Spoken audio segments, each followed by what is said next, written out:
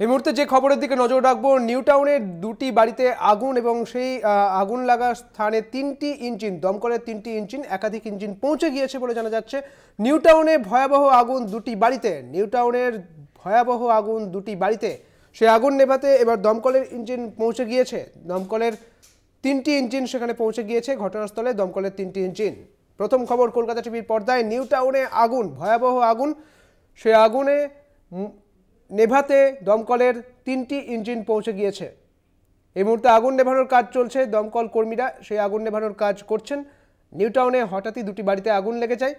ঠিক কী কারণে আগুন লেগেছে তা এখনও জানা যায়নি, তারই তদন্ত শুরু করেছে পুলিশ এবং ঘটনাস্থলে দমকলের তিনটি ইঞ্জিন। ইতিমধ্যে দমকলের কর্মীরা সেই আগুন নেভানোর কাজ করছে।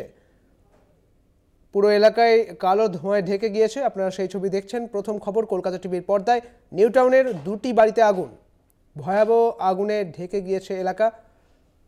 সে আগুন নেভাতে দমকলের তিনটি ইঞ্জিন ইতিমধ্যেই পৌঁছে গিয়েছে সেখানে, তারা আগুন নেভানোর কাজ করছে এবং স্থানীয় বাসিন্দারা তারা এখানে যেখানে ছিলেন তারা আতঙ্কে রয়েছেন এবং তারাও ভিড় করেছেন। সে আগুন নেভানোর কাজ চলছে এই মুহূর্তে, সেই ছবি আপনাদের দেখাচ্ছি কলকাতা টিভির পর্দায়। নিউ টাউনের দুটি বাড়িতে হঠাৎই আগুন লেগে যায়, তবে ঠিক কী কারণে আগুন লেগেছে তা এখনও জানা যায়নি।